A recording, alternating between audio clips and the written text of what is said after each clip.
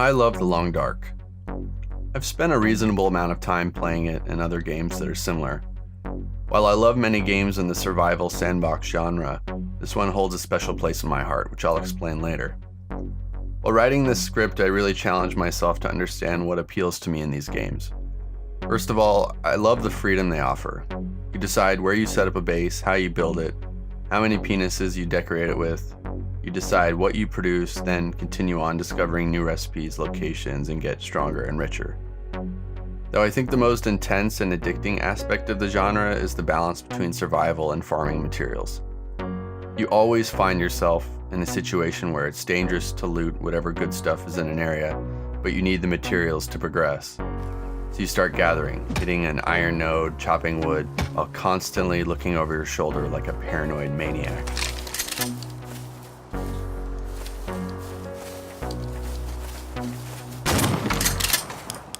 Look at you. Dude, don't log off. You're getting raided tonight. So you gather what you needed, and you walk back to base with a self-satisfied look, and then you get fragged by some teenage psychopath who then takes everything you have and stands over your dead body and taunts you. Fuck yeah. Fucking shark, bro.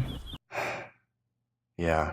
My journey through the early access survival genre has not been without heartache. The EA model is controversial, and one could spend hours just talking about the effect it's had on gaming. One thing I remind myself of, though, is this. We don't know what's fun or what works in games until they are made. I mean, imagine pitching the idea of Minecraft to a publisher before it was made.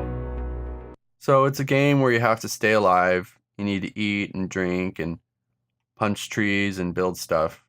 Okay, are the graphics realistic? The game looks 15 years old.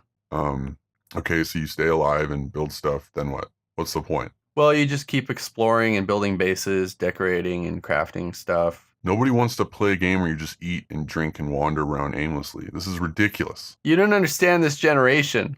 I guess my point is, I love supporting people who take risks and expand the definition of what games can be and try to find new ways to experience them.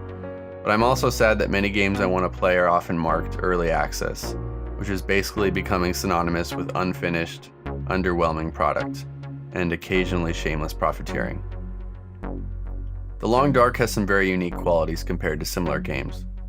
While there are overt threats to your survival, you're more often competing against the elements. The environment as a whole is like another actor in the game, and understanding it is vital to surviving. For example, suppose you want to go exploring, but you are surrounded by a thick fog.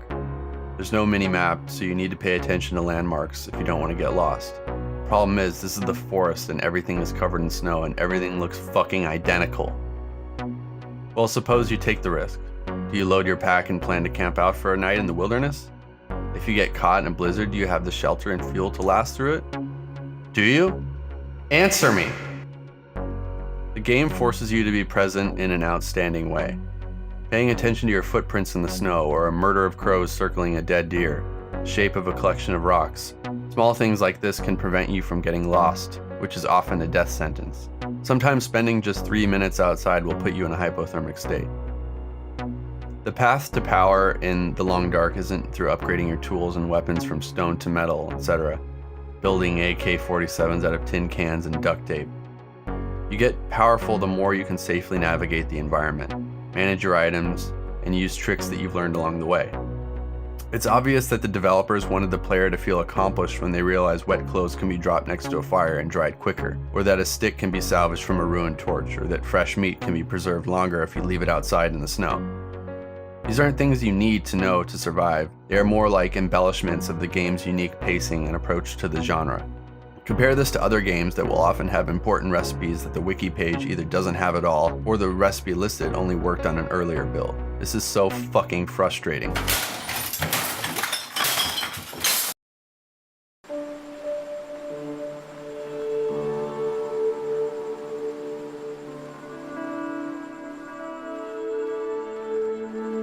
I kept playing, and somewhere along the way I was hooked.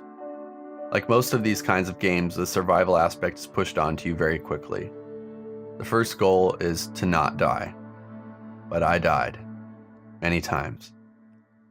Then suddenly I could scrape a few days together and the game morphed into this poetic experience. Surviving felt more like a mixture of caution, attentiveness, and respect for my surroundings rather than just one imminent threat after another. Although I did have nearly several heart attacks when I got ganked by wolves. Take all of this and wrap it in a gorgeous watercolor-like landscape. Seriously, this game is like playing a painting. With the long, dark, somewhat infamous hardcore approach to survival, this game could have easily taken itself way too seriously, bogging down the player with complicated menus to juggle your character's health and mental well-being, or it could have gone in the direction of the most realistic wilderness survival simulator, trying to emulate every aspect of survival. But instead they made a game that's fun. When this game made it out of early access, I was rooting for them, and I still do. Unfortunately, the recently implemented story mode sounds like it was written by a 6th grader on Ritalin, and the actors they hired are equally as flat. You don't know, Mackenzie. You don't know anything. Hey, we had a lot of good times in this plane. And it's under control. I know, okay? I'm not here to fight, really. You don't have to. Let's just not... No. It's important that you hear this. Oh, hi, Mark. You think because my eyes are covered, I can't see you? Though I was surprised they were able to get Illidan to play the old lady. He's so talented. Such a waste. I knew almost immediately that the story was going to be frivolous, and it was painful to watch every step of the way, though the animation in the cutscenes is totally awesome. What do you think? Leave a comment below and tell me. Do you think I'm an asshole? Let me know. Then subscribe to my channel. The most vital conversations and debates of our time happen in the YouTube comments section. They are like the modern day Paris salons of the 18th century, except more people are using the N-word.